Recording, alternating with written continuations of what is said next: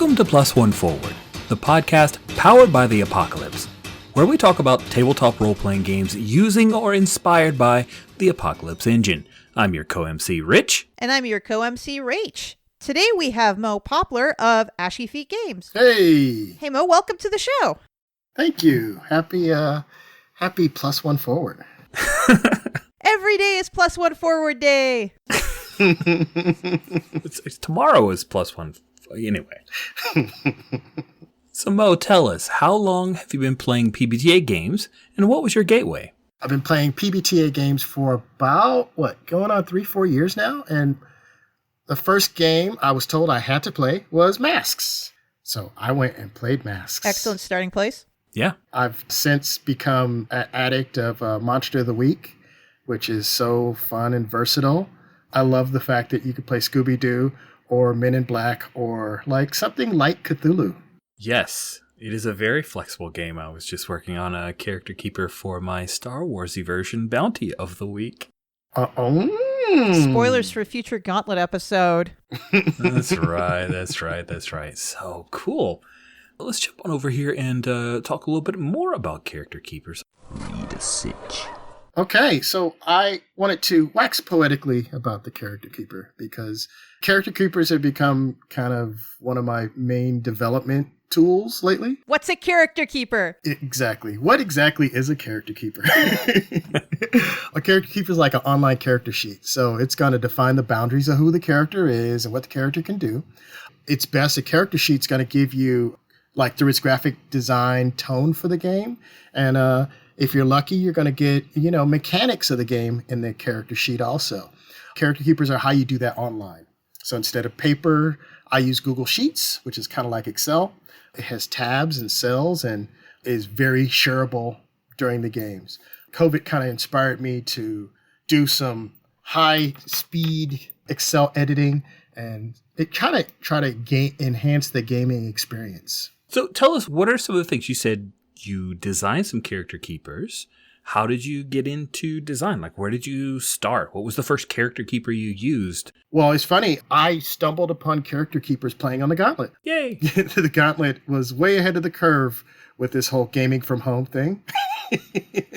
And I thought it was really cool that people had taken a business tool and figured it out for gaming. I used to buy graph paper all the time because I wanted to figure it out for gaming.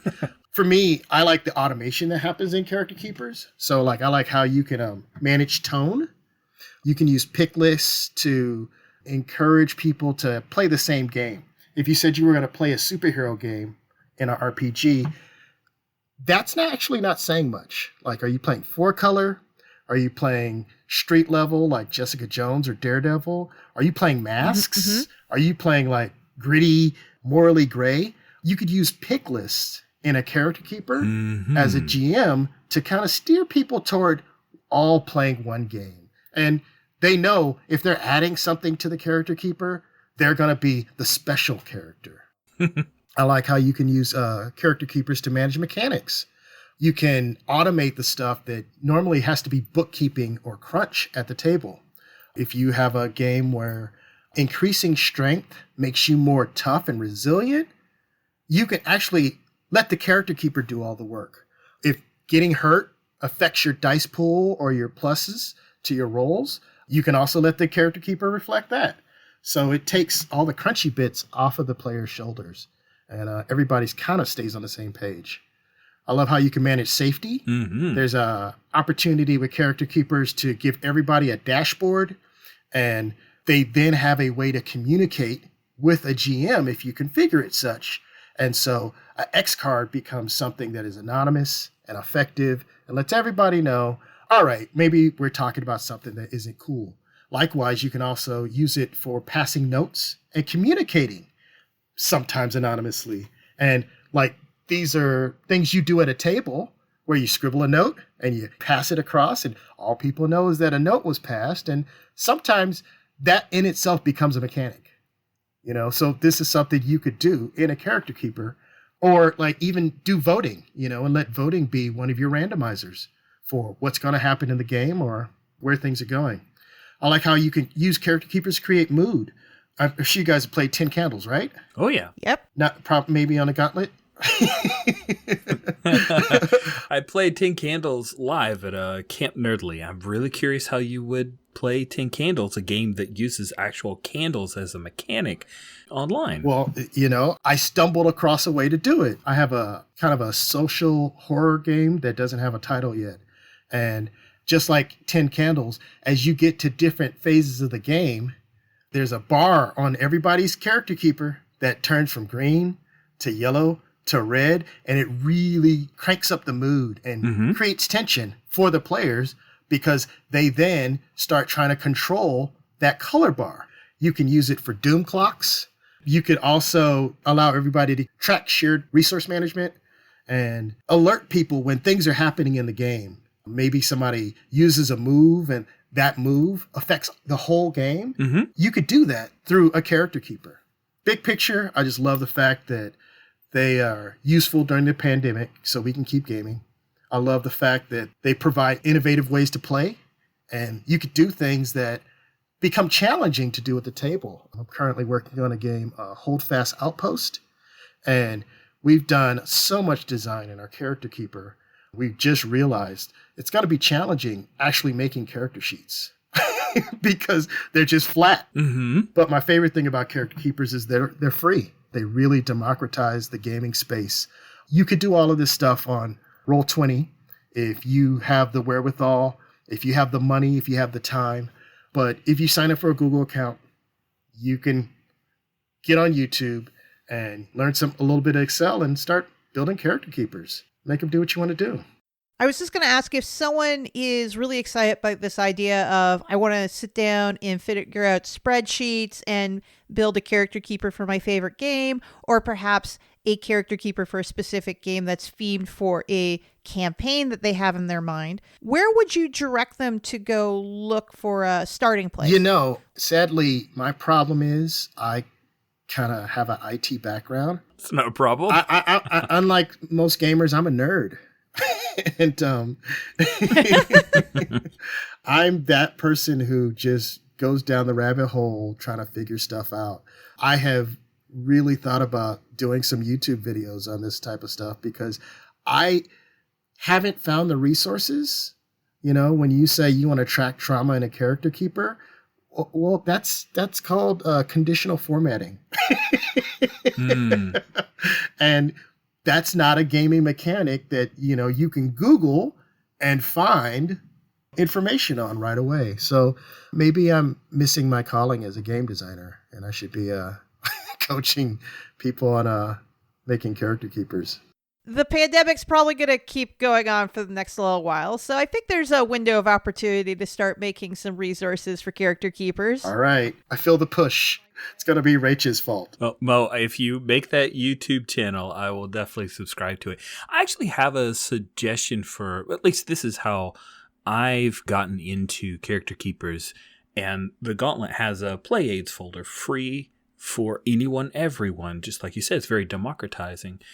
And in that, there are hundreds of character keepers that are already done, and they're done by dozens of people. And so everybody has their different input on how they want the look, feel. And in fact, you can find a few completely different versions of, say, like Dungeon World or some of the more popular PBTA games. You can find that there. And that's how I learned. I went to a game I knew, and I looked at somebody else's character keeper, and I look at it, and I'm like, how do they make this? Oh, that's interesting. Okay, they got indirect references here. Okay, data validation for a dropdown. That's very easy. Oh, cool. Some VLOOKUPs on that keys off of everything. And yes, watching YouTube videos on Google spreadsheets or having used Excel, those are some great building blocks. But really just looking at how somebody else did it and then copying it and then doing it yourself, that's how you do. You just get your hands dirty.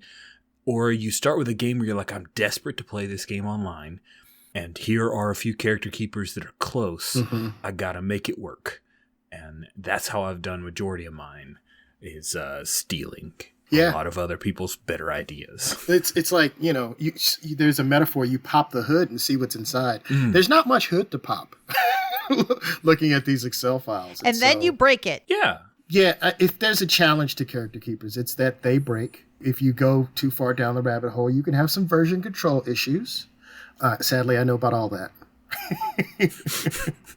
It's all part of the learning process.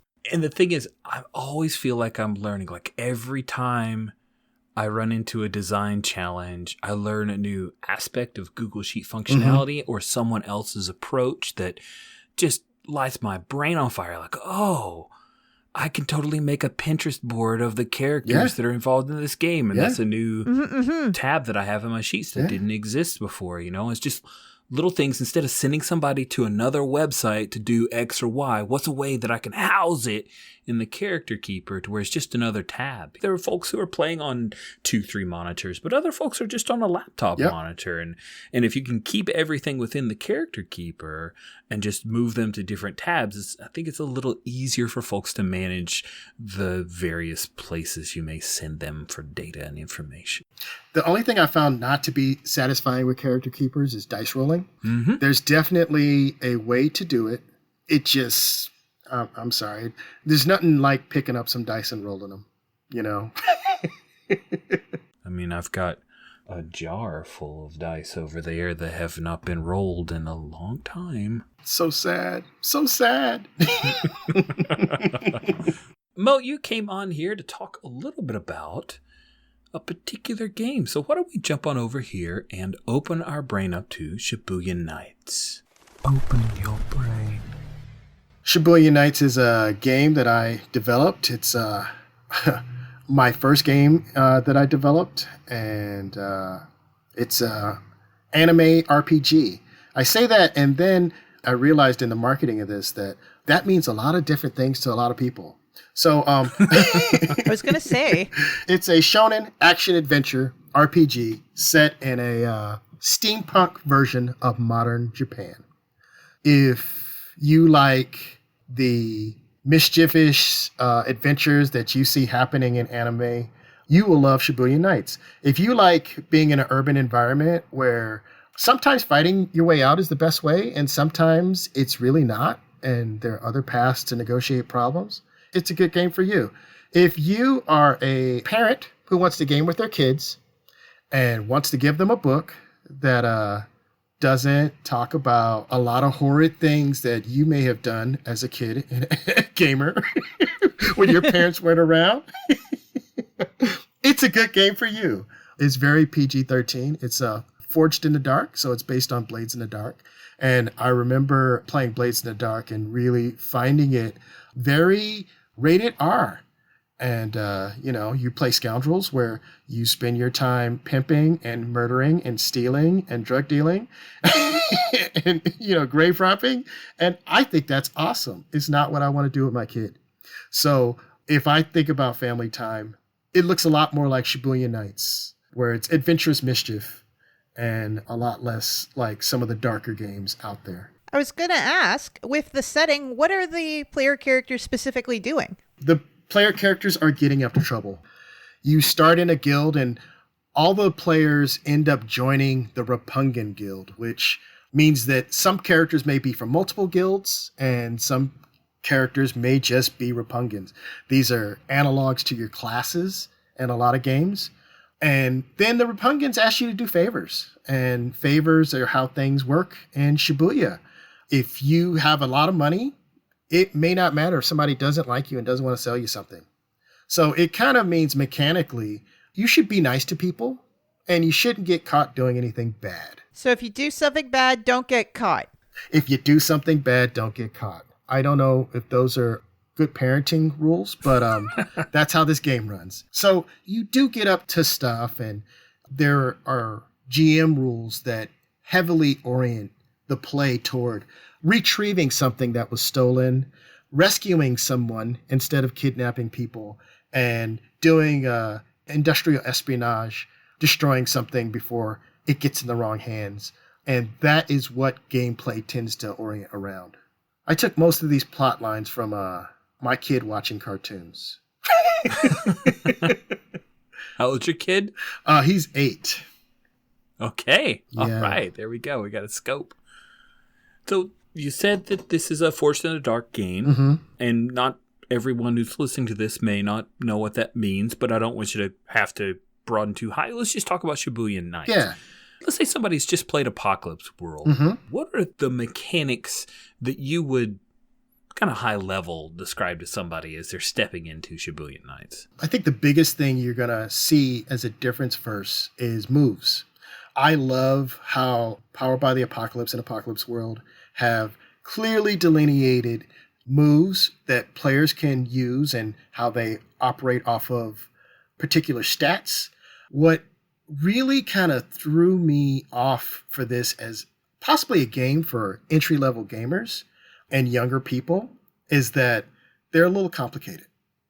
So I leaned into the Fortunate Darkness by saying your moves include sneaking and fighting and cajoling, which means talking somebody into or out of somebody, persuading. Grit, being tough enough to endure something, or being agile enough to get out the way and be nimble. And those are the ways you're going to solve problems in Shibuya Knights. That's a huge departure from what happens in Apocalypse World and most PBTA games. The rolls are going to be the same. You're going to roll 2d6 and add plus or minus based on the fiction. Shibuya Knights is also going to have a downtime function so that it's either kind of what's happening in the adventure or what happens in between adventures during your day-to-day, which showing up in some Apocalypse PBTA games, but is, from what I understand, something that comes out of the Fortunate Dark space. So at this point, we would ask our guest, what's your favorite move and why? But there aren't traditional moves in this game. Yeah, I'm going to say my favorite move is probably your reputation. So instead of going up levels like you would in D&D, you go up in reputation. And you can make a move or you can make a rep roll, a reputation roll. That means you're going to impose yourself or request of some NPC or PC in the game something, and based on your role, they're going to make it cost you or they're going to help you out. And the higher your reputation gets, the more you're capable of achieving, the more power you have, the more influence you have in the city of Shibuya. Is that a move? You bet. I buy it. Oh, okay. All right. I'm selling it. Well, I gotta say, Mo, why don't we jump on over here and maybe give Shibuya Knights a little bit of a test drive? What do you think about demoing it under Act Under Fire? Let's do it. It is time to act under fire. So let's first start by choosing your characters. What kind of characters are you guys going to play? I am going to be playing a warrior. Surprise, surprise for anyone who listens to Plus One Folk. I'll be playing the person that can hit stuff. What? I know. It's crazy. And I'm in this real cool character keeper here. I was told, and I also see in the game text, that often the names of characters are types of food. So rather than being plussy, I thought I would lean into the Shibuya Knight style. My character's name is Ramen. Ramen. He's good at being strong and fighting. He has the ability to cast a spell called Fireball, because that's a great idea. Spicy ramen. I like it. I like it a lot. And who are you playing, Rach? I'm going to be playing Yuzu, who is a brewer.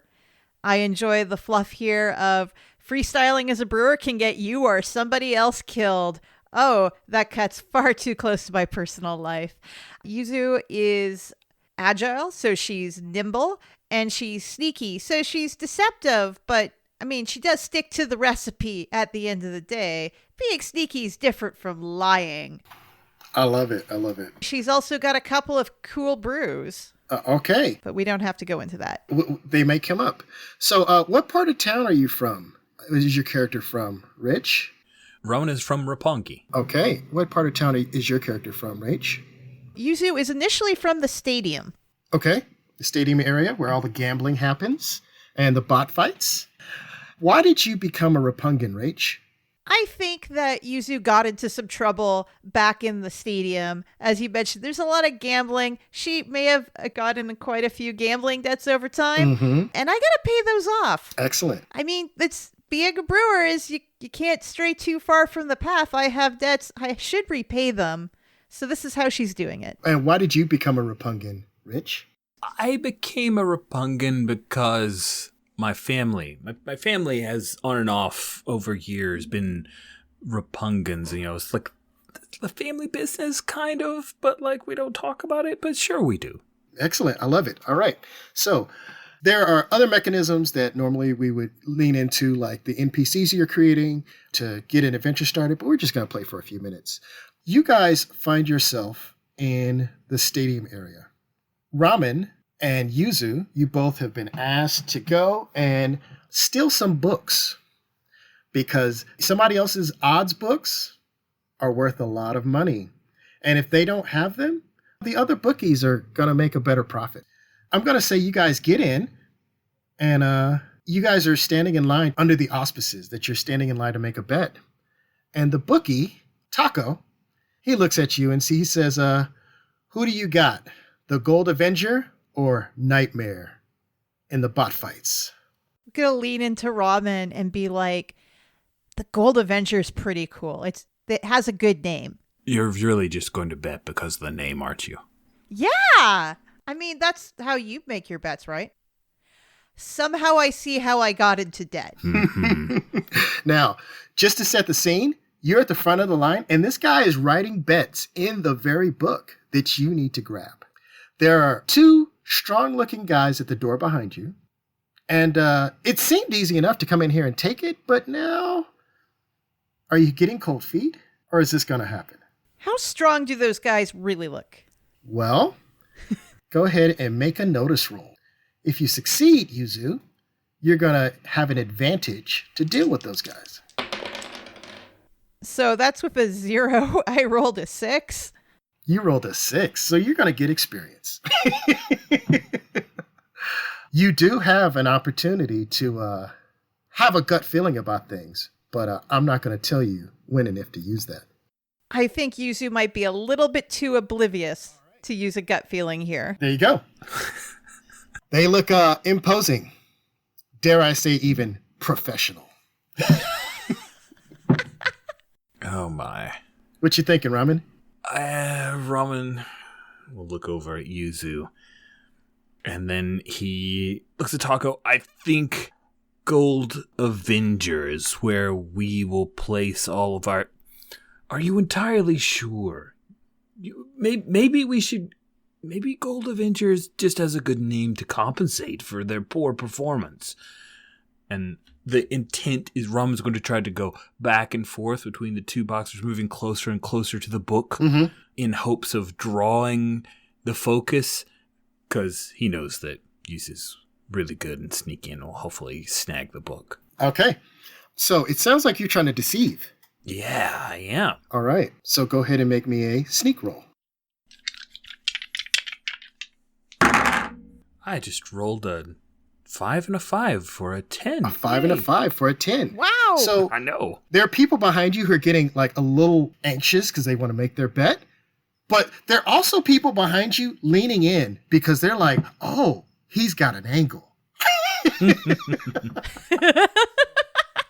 So you're getting really close to that book. That book is like right there.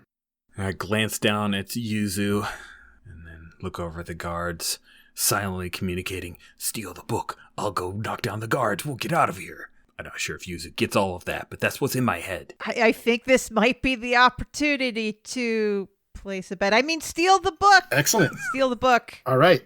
You grab the book. I'm going to ask you to make a sneak roll, and we'll see how bad this goes. Oh, I'm going to have a gut feeling about this and spend 1 stress to make it an automatic success. Excellent. Nice. That's my feat. Can you describe to me what exactly happens? Are you misdirecting? Are you causing a commotion? I think my gut feeling is the final distraction is to just kind of like elbow Ramen so he leans in even further and makes eye contact with the bookie. They're almost in each other's faces. Mm-hmm. That's the gut feeling, is like, I need to make it absolutely impossible for this bookie to look away. All right. It is not about the bet. It is about Ramen. So Taco looks you right in the eye, Ramen, and he says, Nightmare has not lost yet. And I heard that he has some souped up rocket fuel in his blasters. I'm telling you. And he's so deep in the dirt, he's not looking down. I'm telling you, the fix is in. You got that book, Yuzu? Oh, I definitely have the book. The fix is in indeed. Where are you headed? I'm going to try to casually slide away, maybe tug at... Robin, what kind of outfit are you wearing here? Ramen likes to hide his girth beneath very heavy, like, robes and clothing and layers. He layers. He's always hot. I'm going to grab some loose cloth off your shoulder and go, yeah, you know what? Why don't we go over here? This looks like it's a better bet. And I'll drag us away from those two nasty-looking guards. Okay. The guy says, are you sure you're not making this bet? He's still looking you in the eye as Yuzu is edging away. Yeah, I'm sure. Maybe we'll come back with our winnings. He's like, you at least got to pay me for the tip. Yeah, sure.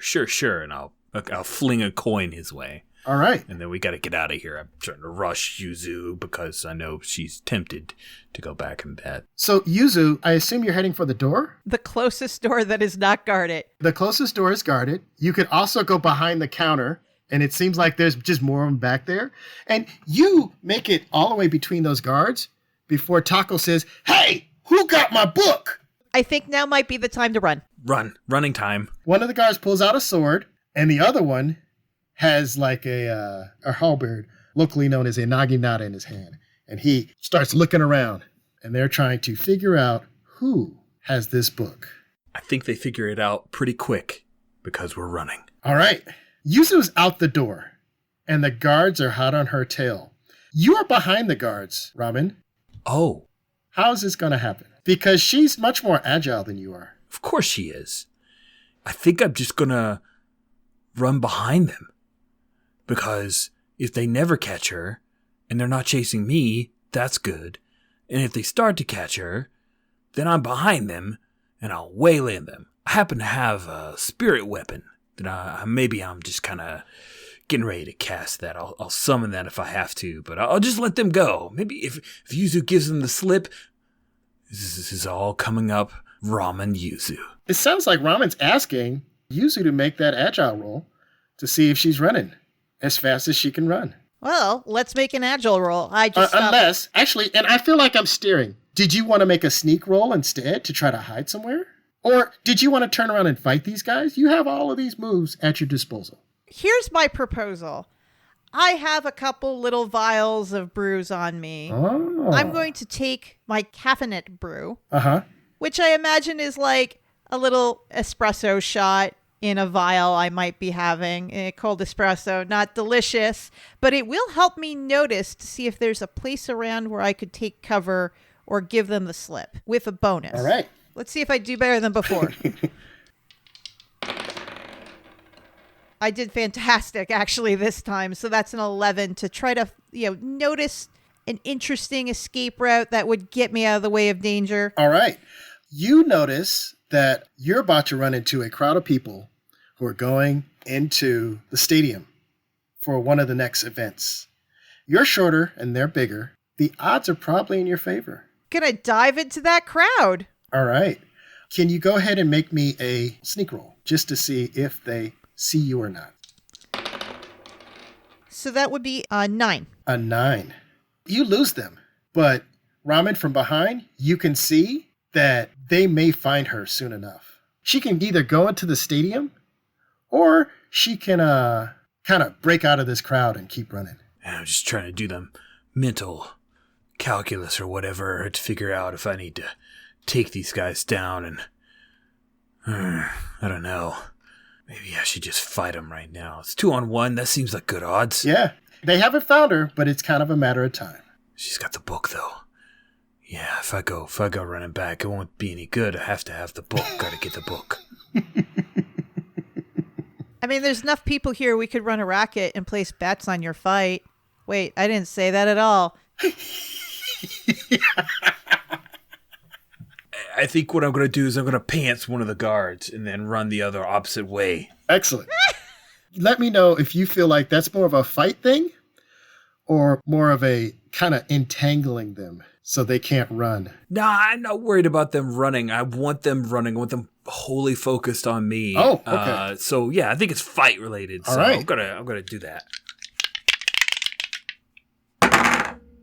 Oof, I rolled a 6, but I got a 1 in fight, so that brings it to a 7. So you pants him, and he turns around, and he's going to give you a whack. So you're going to take 2 stress.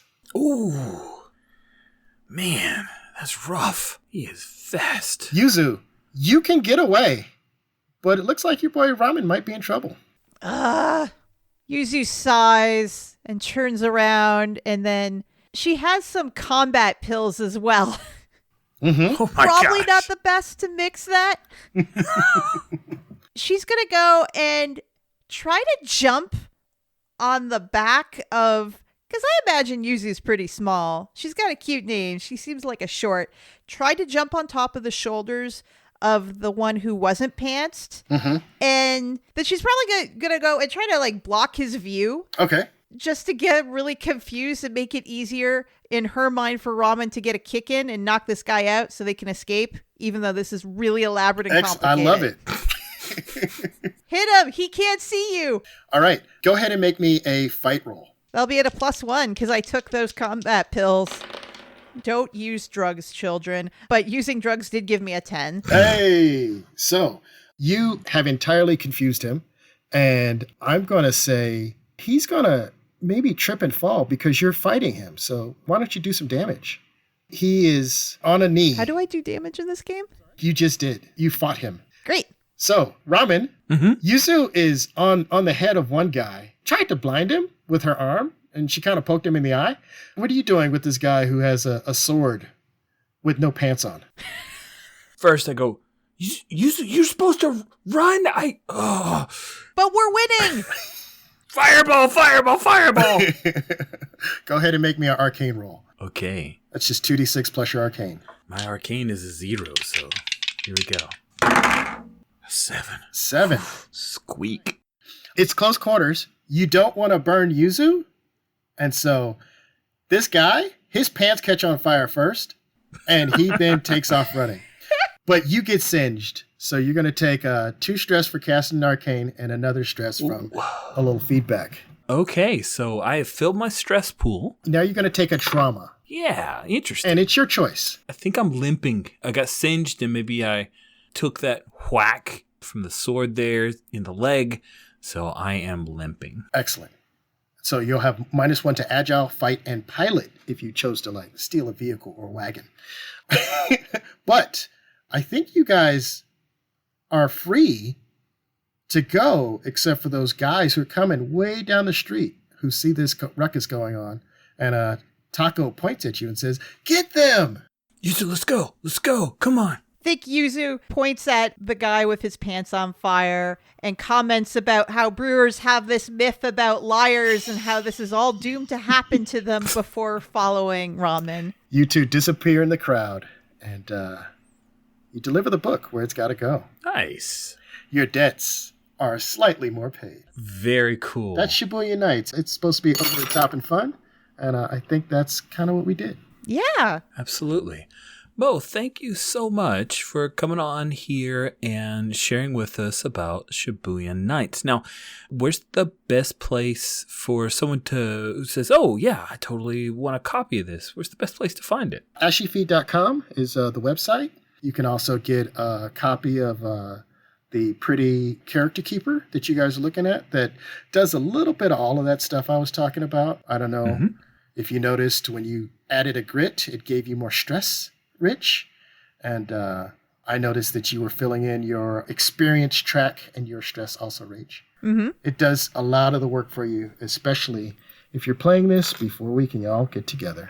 Fantastic. And Mo, if anyone wants to follow the rest of your work on social media, where can they find you? I hang out on Twitter. In the last week or so, I haven't been saying things very gamingly related.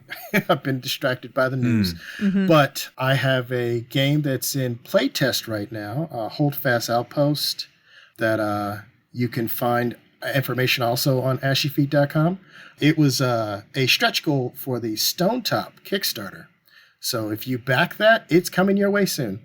And it is a blue-collar space mining game where you're working with each other, whether you like each other or not, to stick together and keep the community alive. A very different game than Shibuya Knights. Okay. What? I can't imagine. Well, thanks so much for coming on. It was a joy to get a chance to talk with you. Thank you for the opportunity. I love your show, and I always enjoy the conversation and the thoughts about game design and what's new out there that I haven't heard of. Plus One Forward is a production of the Gauntlet community, Richard Rogers and Rach Shelkey. You can find us at gauntlet-rpg.com or follow us on Twitter at +1FWD. If you would like to support our show, visit our Patreon site at patreon.com/gauntlet. The games mentioned on this show use the Apocalypse engine, which is a creation of Vincent and Magay Baker. The music for Plus One Forward is from the Savage Aural Hotbed CD Gomi Daiko. The songs used are Gomi Daiko, Metal Version, and Drowning Attitude. You can find more amazing tunes by Savage Aural Hotbed on their website, www.savageauralhotbed.com.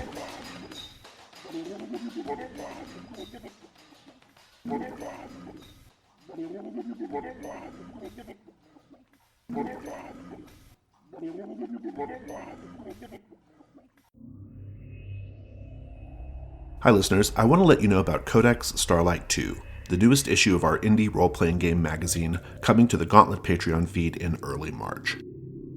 Codex Starlight 2 is one of the biggest and best issues yet, and it features Snipe Hunt, an original game inspired by movies like Red Dawn and Invasion of the Body Snatchers, in which a teenager takes a group of kids out into the woods for a snipe hunt in order to protect them from a calamity taking place in the town they live in. Bed, Breakfast, and Beyond, a one-shot hack of Brindlewood Bay about an elderly gay couple who run a bed and breakfast trying to figure out why guests keep disappearing from room 3. The Temple of the Peerless Star, a trophy gold incursion inspired by the dungeon made famous in the Discern Realities podcast and later published for Dungeon World in the original Codex Starlight. We've taken the core of that dungeon and expanded it for trophy gold, and it's great. 3 dozen more signs the stars are right, a miscellaneous sequel, 7 original illustrations, and a custom layout. You can get Codex Starlight 2 in the Gauntlet Patreon feed in March by making a $6 pledge. That's at patreon.com/gauntlet. Thanks.